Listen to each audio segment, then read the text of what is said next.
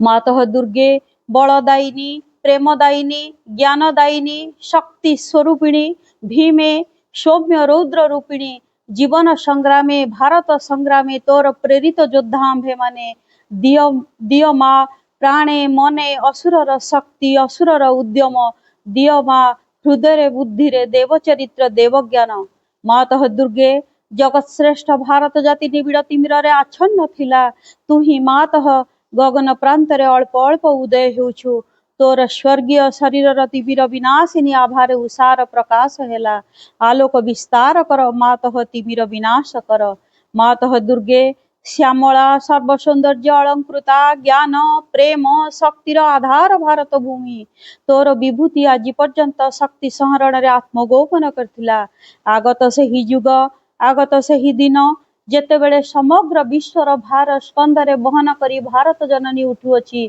आस मातः प्रकाश हुआ मातः दुर्गे तोर संतान आम्भे माने तो प्रसाद रे तो प्रभाव रे महत् कार्य महत् भाव रे उपयुक्त हेउ हे मातः विनाश कर क्षुद्रता विनाश कर स्वार्थ विनाश कर भय मातः दुर्गे काली रूपिणी नृपुण्डमालिनी दिगंबरे कृपाण पाणी देवी असुर विनाशिनी क्रूर निनाद रे अंतःस्त्रीपु विनाश कर गोटिए भी जेपरि आम्भमान मध्य जीवित रही न पारे विमल निर्मल जेपरि हेउ एही प्रार्थना मातः प्रकाश हुआ मातः दुर्गे स्वार्थ भय क्षुद्राशय विद्यमान भारत आम्भमान को महत् कर महत् प्रयासी कर उदार चेता कर सत्य संकल्प कर जेपरि आउ अल्पासी निश्चेष्ट अलस भयभीत न हेउ मातः दुर्गे जोग शक्ति विस्तार कर आमे ही तोर प्रिय आर्य संतान आम्भमान मध्य लुप्त शिक्षा चरित्र मेधा शक्ति श्रद्धा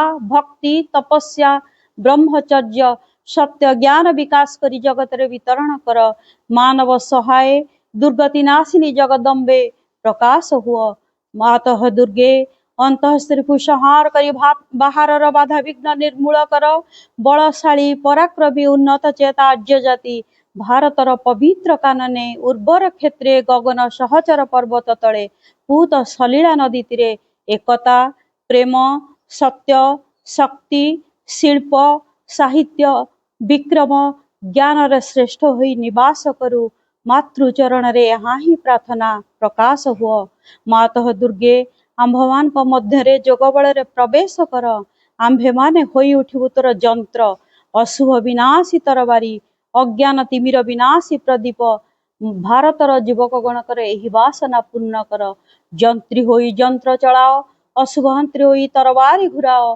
ज्ञान दीप्ति प्रकाशिनी होई प्रदीप धर प्रकाश हुआ मातः दुर्गे तोते पाइला और विसर्जन करिबु नाही श्रद्धा भक्ति प्रेमर डर रे बांधी रखिबु आश मातः आम्भमान मन प्राण शरीर रे प्रकाश हुआ वीर मार्ग प्रदर्शिनी आस आउ विसर्जन करिबु नाही आम्भमान समग्र जीवन हेउ निरवच्छिन्न दुर्गा पूजा आम्भमान सकल कार्य अविरत पवित्र प्रेममय शक्तिमय मातृ सेवाव्रत हेउ यहाँ ही प्रार्थना मातः भारत रे आविर्भूत हुआ प्रकाश हुआ माँ केवल ज्ञान और बल ही परात्पर जननींकर प्रकाश नुह तांको प्रकृतिर आहुरी गोटे सूक्ष्मतर रहस्य अछि ता नथिले ज्ञान और बल होइथांता खंड वस्तु पूर्णता भी समय पूर्ण हुई नथांता एही दुईटीर उपरे अछि शाश्वत सौंदर्यर परम इंद्रजाल इंद्रिय अनधिगम्य गोपन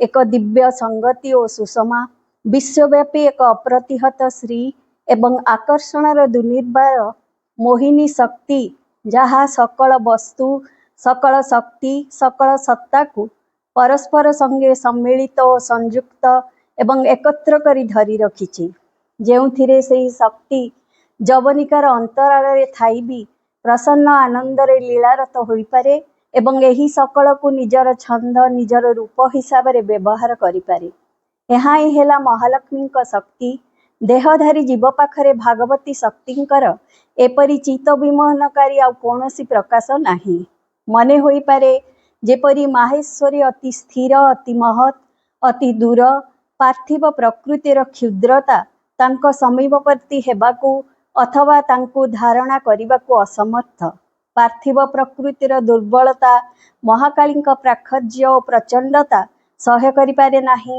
किंतु महालक्ष्मीଙ୍କ आड़कू समस्ते आनंदरे और आग्रहरे उन्मुख। कारण भगवानଙ୍କର उन्मादकारी माधुर्यर जादू मंत्र से विकीर्ण कर देइछंती। तांको सान्निध्य प्राप्त हेबा एक निबिड़तम आनंद हृदय मध्यरे तांको अनुभव करिबा हेला समग्र जीवन को एक रसाप्लुत आनंद और परमाश्चर्य परिणत करिबा। सूर्यंक ठारू जेपरि आलोक निसृत हुए सेहीपरि तांको ठारू श्री शोभा स्नेह प्रवाहित हुए। जेउठारे से तांकर अनुपम दृष्टि निबद्ध करती किंबा तांको स्मितहास्यर माधुरीमा ढाली दियंती, सेठारे मनुष्यर अंतरात्मा बांधी होई जाए एवं बंदी हुए एवं अतल आनंदर गभीर रे बुड़ी जाए। तांको हस्तर स्पर्श परमानंदमय, सेही स्पर्शर प्रसन्न सुकुमार प्रभाव मन प्राण और देह को शोधित एवं मार्जित करे एवं जेउठारे तांको पाद स्पर्श करे सेहीठारे चितोन्मादकारी आनंदर सुरधुनी प्रवाहित हुए। अथच एही मनोहारिणी देवी दाबी पूर्ण करिबा अथवा तांको उपस्थिति धरी रखिबा सहज नुहे। मन और अंतरात्मार सुसंगति और सौंदर्य, चिंता और अनुभवर सुसंगति और सौंदर्य, प्रत्येक बाह्य कर्म और गतिर सुसंगति और सौंदर्य, जीवन और परिवेशर सुसंगति और सौंदर्य, यही सबु हेला महालक्ष्मींकर दाबी।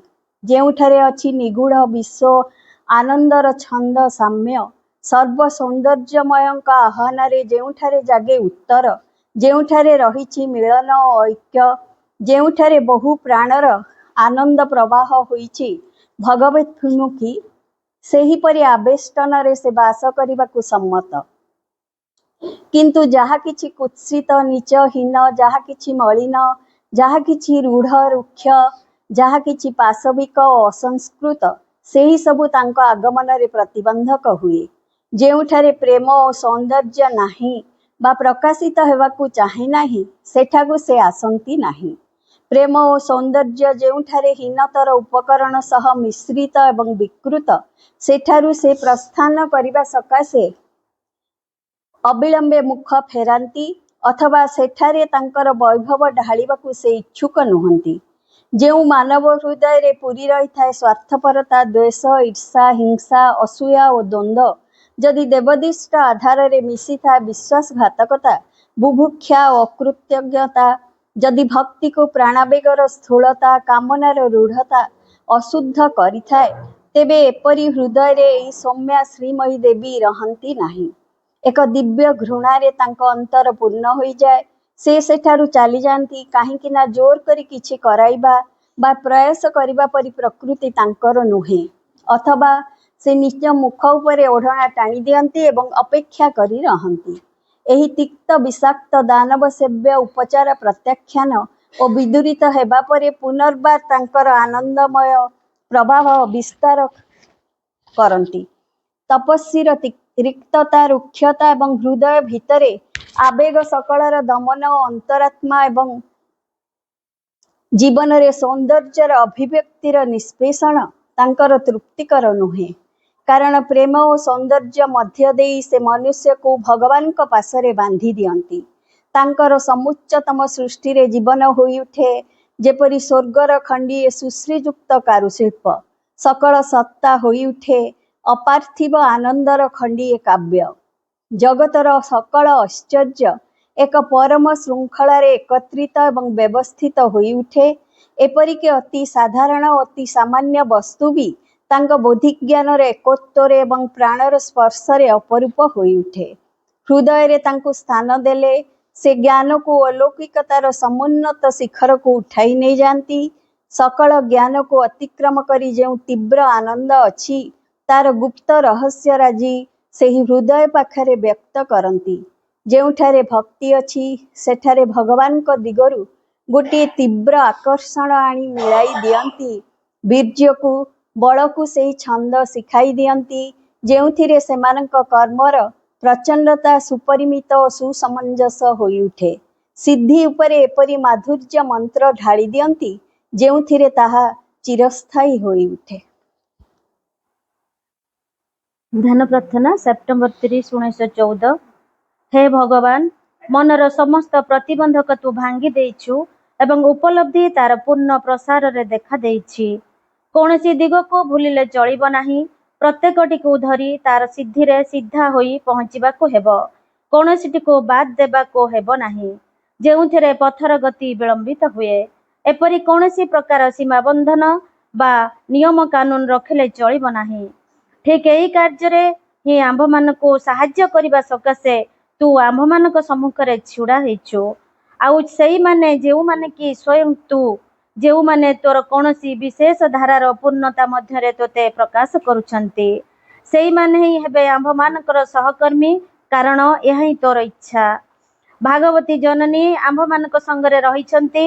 से आंभ मानकु प्रतिश्रुति देइछंती जे परात्पर अखंड चेतना संगे अतल गभीरतार ठारू बाह्यतम इंद्रिय जगत अवधि समस्तंक संगे आंभे माने एकीभूत होई रहिबु एवं एही सकल जगत रे अग्निदेव तांकर पावक शिक्षा द्वारा आंभ मानकर सहायता करिवे। बाधा विघ्न सब को नाश करिवे। शक्ति सामर्थ्य को उत्थापित करिवे। संकल्प शक्ति को संजीवित करिवे जद्वारा सिद्धि शीघ्र प्राप्त हेबो। इंद्रदेव आंभ मानक संगरे अछंती जद्वारा ज्ञानर ज्योति परिपूर्णता लाभ करिवो। आओ सोमदेव परम आनंदर उच्च तांकर असीम अद्वितीय अपरूप प्रेम रे आंभ मानकु रूपांतरित करिछंती। हे मधुमयी दिव्य जननी वाक्यातीत समाहित प्रीति सह अपरिसीम निर्भरता सह तोते प्रणति जणाउछि। हे भास्वर अग्निदेव तू मो अंतर रे एपरि जीवंत मु तोते आवाहन करुछि। तोते प्रार्थना करुछि जेपरि तू आहुरी जीवंत होई उठ। जेपरि तोर होमकुंड आहुरी विशाल होई उठु। शिखा आहुरी प्रबल आहुरी ऊर्ध्वमुखी होई उठु। जेपरि समस्त सत्ता होई उठु एक ज्वलंत दाहन एक शक्तिप्रद हवन। हे इंद्रदेव तोते पूजा करुछि तोर प्रशस्ति गान करुछि एवं तोते आकुल प्रार्थना करुछि तू मो सह एक होई रह। मनर सकल बंधन भांगी दे तोर दिव्य ज्ञान मते प्रदान कर। हे परम प्रेम मु तोते केबे हेले अन्य नाम देई नाही। तू ही सर्वत भावे मो अंतरात्मार सारसत्ता। मु तोते अनुभव करे मोर प्रति क्षुद्राति क्षुद्र अणु मध्यरे तू जाग्रत ओ स्पंदित। जेपरि अनंत विश्व मध्यरे एवं तार बाहरे मध्य तू सकल निश्वास प्रश्वास मध्यरे प्रवाहित। सकल क्रियाकर्मर तू ही केंद्र। सकल सदिशा मध्यरे तू ही प्रज्वल। सकल दुख कष्टर पश्चातरे तू ही प्रच्छन्न। तू ही मोर धर्म अफुरंत ताहार अनुष्ठान क्रमशः ताहा तीव्र भावे बढ़ी चलुछि। यहाँ ही कर जेपरि मु यथार्थ रे उत्तरतर अनुभव करिपारे जे मु समग्र रूपे तू होई जाउछि। आउ तू हे प्रभु एसबु ही सम्मिलित भावे एवं आहुरी किछि अधिक तू अद्वितीय अधीश्वर। तू ही आंभ मानक चिंतार शेष सीमा रे रहिछु। तू ही आंभ मानक सकाशे अज्ञेयर द्वार देश रे प्रतीक्षमाण। सेही आबाग मानस गोचर मध्यरु किछि महिमामय ज्योति प्रकट कर। ऊर्ध्वतर ओ पूर्णतर सिद्धिर गोटे संभावना उद्भूत कर जेउथिरे तोर व्रत संसिद्ध हेबो। जेउथिरे तो संगे समूच एकत्व दिगरे सेही महा आविर्भाव दिगरे विश्व आहुरी एक पावच्छ आगे जाई पारिबो। वर्तमान लेखनी मोर निर्वाक नीरवता मध्यरे तोर आराधना मु करुछि। କହିଲି ଦେଖାରେ ଜାଣିଲି ପ୍ରାଣ ପ୍ରଭୁ ଈଶ୍ୱର ହୃଦୟ ଦେବତା ଘେନିବା ହେଉ ଅର୍ଘ୍ୟ ମୋର ସବୁ ଭାବନା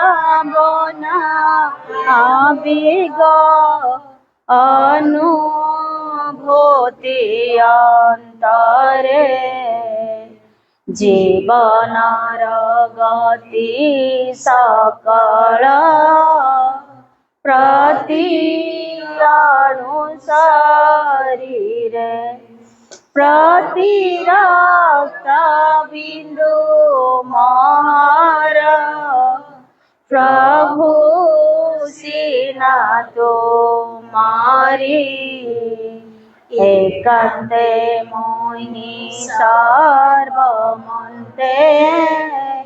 নিশ্চিন্তে মো তোমারি মরবলি কিছু রাখিনি হেউ ইচ্ছা পুরাণ যাহা বাছি দেব ମୋ ପାଇଁ ଜୀବନ ବା ମରଣ ସୁଖ ଦୁଃଖ ଭୋଗ ବେଦନା ଯାହା ତୁମ ପାଶେ ତୁମ୍ଭ ଦାନ ବୋଲି ଆଦରେ ବରି ନେବି ହରସେ ଗୋଟି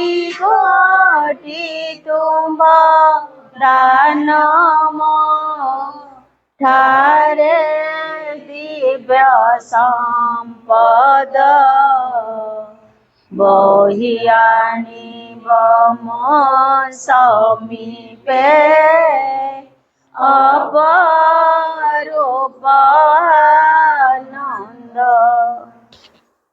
ଚିରନ୍ତନୀ ଭଗବତ କୃପାର ସୀମା କେଉଁ ପର୍ଯ୍ୟନ୍ତ? ଈଶ୍ୱରଙ୍କ କୃପା ଉପରେ ତୁମର ଯେତେ ବଡ଼ ବିଶ୍ୱାସ ଥାଉ ପଛେ ସବୁ ପରିସ୍ଥିତିରେ ତାଙ୍କ କୃପା କିପରି କାର୍ଯ୍ୟ କରୁଛି ତାହା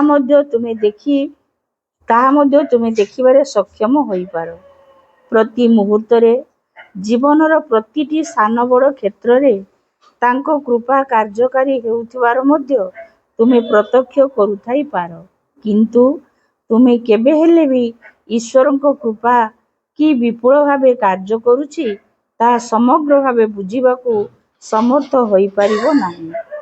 ସେହି ଦିବ୍ୟ କୃପା ମଧ୍ୟ କି ନିର୍ଦ୍ଦିଷ୍ଟ ରୂପରେ କାର୍ଯ୍ୟ କରେ, କେତେ ସଠିକ୍ ଓ ନିର୍ଭୁଲ ଭାବେ କାର୍ଯ୍ୟ କରେ, କେତେ ଦୂର ପର୍ଯ୍ୟନ୍ତ ଓ କିପରି ଭାବରେ କାର୍ଯ୍ୟ କରେ, କିପରି ଏହା ସବୁ କିଛି ଘଟଣାର ପଶ୍ଚାତରେ ସକ୍ରିୟ ରହିଥାଏ, କିପରି ଏହା ସବୁ କଥାକୁ ସଂଗଠିତ କରୁଥାଏ, ସବୁ କଥାକୁ ପରିଚାଳନା କରୁଥାଏ, କିପରି ଏହା ଈଶ୍ୱର ଉପଲବ୍ଧି ଆଡ଼କୁ ଯିବା ପାଇଁ ଆମକୁ ତ୍ୱରାନ୍ୱିତ କରୁଥାଏ, ଆମକୁ ଅଗ୍ରଗତି କରିବା ପାଇଁ ଆମର ସମସ୍ତ ପରିସ୍ଥିତିକୁ ସଜାଡ଼ି ସେହି ଅଭିମୁଖୀ କରୁଥାଏ, ଆମକୁ ସମ୍ପୂର୍ଣ୍ଣ ଭାବେ ସମଗ୍ର ଭାବେ ଏବଂ ଯଥାସମ୍ଭବ ସୁସଙ୍ଗତ ଭାବେ ଏହି ବିଶ୍ୱ ପରିସ୍ଥିତି ଭିତରେ ଆମକୁ ଈଶ୍ୱରଙ୍କ ଆଡ଼କୁ ଟାଣି ନେଉଥାଏ, ସେକଥା ତୁମେ କେବେ ବି ଧରିପାରିବ ନାହିଁ।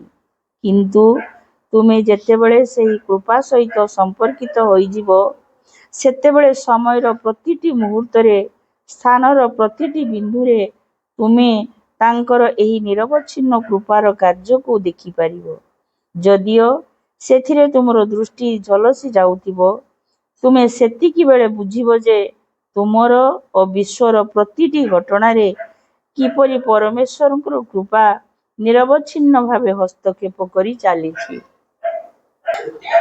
ଆକୁଳେ ତୁମକୁ ଅଳି କରେ ଆଗ ପରମ ପ୍ରେମର ପକ୍ଷୀ ନିସଙ୍ଗ ମୋର ହୃଦୟ ଶାଶ୍ୱତ ନୀଡ଼ ତବ ରଚିବ କି ଆକୁଳେ ତୁମକୁ ଅଳି କରେ ଆଗ ପରମ ପ୍ରେମର ପକ୍ଷୀ ନିସଙ୍ଗ ମୋର ହୃଦୟ ଶାଶ୍ୱତ ନୀଡ଼ ତବ ରଚିବ କି ଆକୁଳେ ତୁମକୁ ଉଡ଼ି ଆସି କେବେ ବସି ପଡ଼ ମୋର ଶୂନ୍ୟ ଶାଖାରେ ଧୀରେ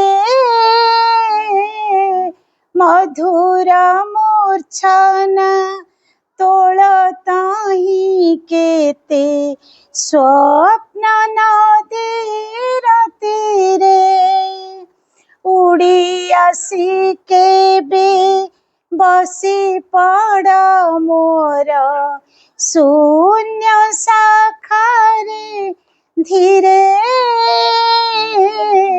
ମଧୁର ମୂର୍ଚ୍ଛନା ତୋଳ ତାହିଁ କେତେ ସ୍ୱପ୍ନ ନଦୀର ତୀରେ ଫେରି ଯାଅ ପୁଣି ଇପ୍ସିତ ଅମୃତ ଫଳ ତ ପାର ନା ଚାଖି ଆକୁଳେ ତୁମକୁ ଅଳି କରେ ଆଗ ପରମ ପ୍ରେମର ପକ୍ଷୀ ନିସଙ୍ଗ ମୋର ହୃଦୟ ଶାଶ୍ୱତ ନିଡ଼ତବ ରଚିବ କି ଆକୁଳେ ତୁମକୁ ତୁମେ ଗଲା ପରେ ଗୋପନେ ବାହୁନି କାନ୍ଦେ ମୁଁ ଗো ତୁମ ପାଇଁ ଜାଣି ମୋ ଆଧାର ଅଶୁଦ୍ଧ ତଥାପି ତୁମେ ପରା କୃପାମୟୀ ତୁମେ ଗଲା ପରେ ଗୋପନେ ବାହୁନି କାନ୍ଦେ ମୁଁ ଗো ତୁମ ପାଇଁ ଜାଣି ମୋ ଆଧାର ଅଶୁଦ୍ଧ ତଥାପି ତୁମେ ପରା କୃପାମୟୀ ଆସ ଆସ ବାହୁଡ଼ି ଯାଅ ନା ଅପୂର୍ଣ୍ଣତା ମୋର ଦେଖି ଆକୁଳେ ତୁମକୁ ଅଳି କରେ ଆଗ ପରମ ପ୍ରେମର ପକ୍ଷୀ ନିସଙ୍ଗ ମୋର ହୃଦୟ ଶାଶ୍ୱତ ନିଡ଼ତବ ରଚିବ କି ଆକୁଳେ ତୁମକୁ ଡେଣା ଝାଡ଼ିବାରେ ବାସନା ବନି ମୋ ନିଶେଷ ଲିଭାଇ ଦିଅ ଚଞ୍ଚୁ ଚୁମ୍ବନରେ ସକଳ କଳୁଷ କାଳିମାରେ ଶୋଷି ନିଅ